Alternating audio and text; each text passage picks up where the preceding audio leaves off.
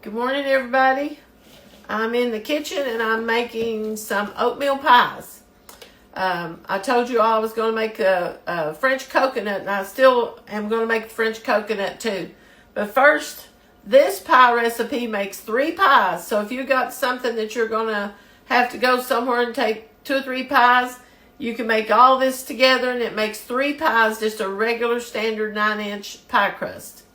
Now, first thing we're going to do, we're going to put our wet ingredients in. We're going to put, now I put some half and half in mine. I used, you can use whole milk. I didn't have any whole milk, so I had 2% milk. So I used 1/4 cup of half and half in it to make it a little better. So you need 1 1/4 cups of whole milk. And I put my vanilla and maple flavoring in this because it does use a teaspoon of vanilla and a teaspoon of maple flavoring in it. And my vanilla wants to stick to the bottom all the time. But it's all right. Then we're going to put 2 cups of white sugar. Now, I improvise with mine. The recipe that I've always used calls for 2 cups of white sugar. I like to substitute about a quarter cup of brown sugar in it. You don't have to do that. That's just my preference. So if you want to make it just with the regular sugar, that's fine. But you want 2 cups of sugar.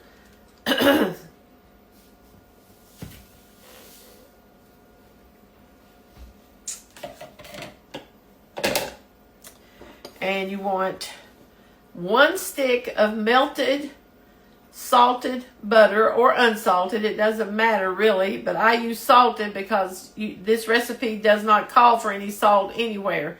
So I just use salted butter.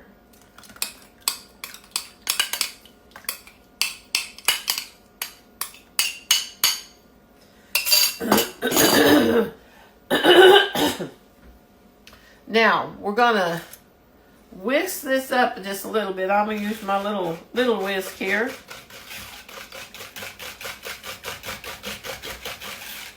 Kind of get it mixed up. And then we're going to add 4 large eggs.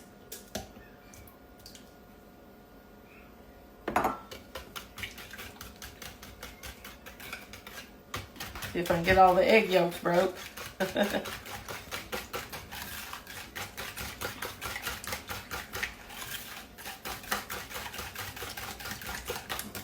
Now we're going to add in 1 3/4 cup of quick oats.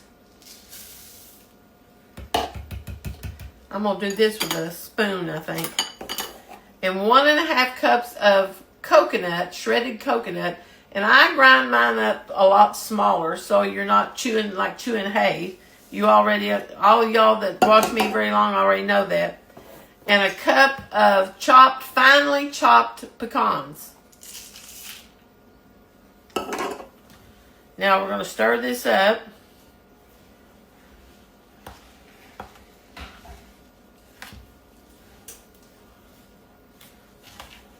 Try not to spill it everywhere.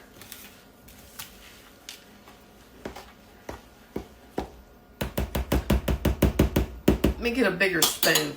That needs to be a little bit bigger. I can't get a hold of the... A lot of y'all ask why I don't use big spoons. Because it's easier for me, after I had the stroke, to maneuver the smaller spoons. That's why I don't use big spoons too much, great big spoons. It's just easier for me.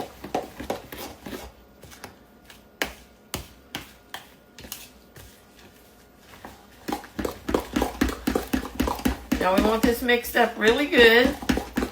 And you're going to take 1/2 cup. You can add some mini chocolate chips in this if you want to right now. I usually do. But you can just wait and sprinkle a few on top if you want to.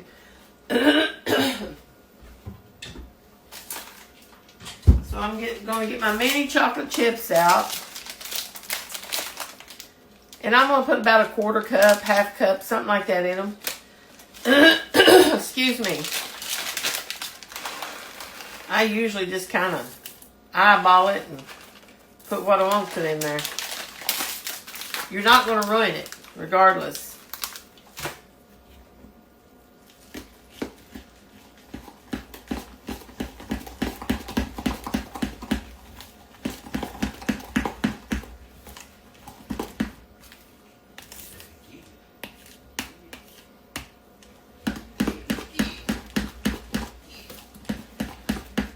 Okay, now, we're going to pause you just a second and take you over to where the pie shells are. Okay, now, Robert's going to film the rest of this because it's hard to bring that video thing, the stand over here. So we're going to put this in here. We're going to try to make it about equal in each one. And what I do is I pour a little bit in each one of them. And try to see how that looks. Because these don't make a real thick pie. This one's got a little bit thicker stuff in it. It needs kind of pushed around a little bit. Equaled out. I think that one probably needs some.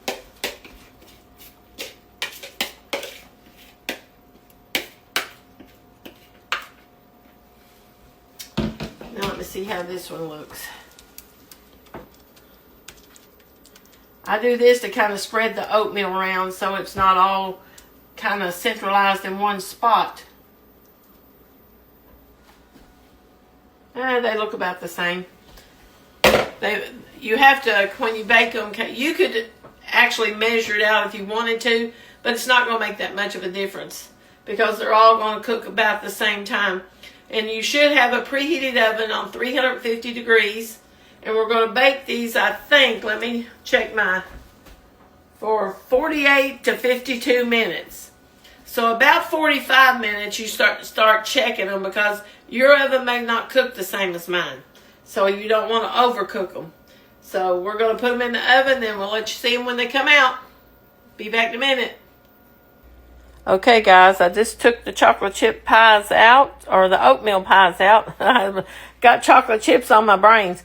I had to sprinkle these on in the oven, so I didn't do too good a job. This one I did okay. It was out front. But this one I kind of left a clump in the middle. But I baked these 48 minutes. There's crackling. I can hear them. They're crackling.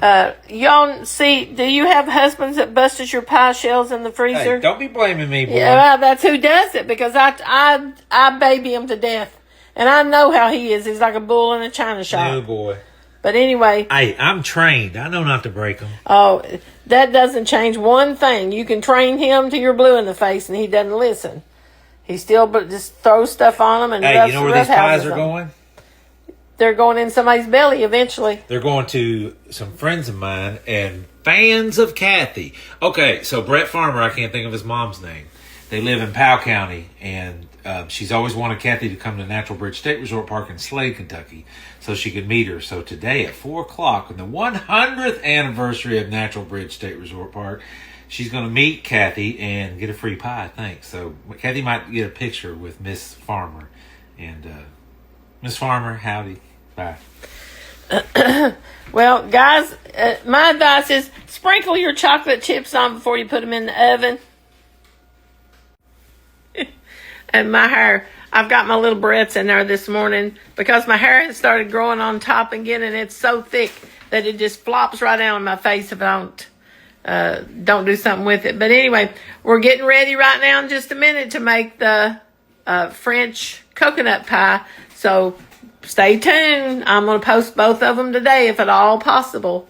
So I'll talk to you guys later. Do something good for somebody else today. Bye.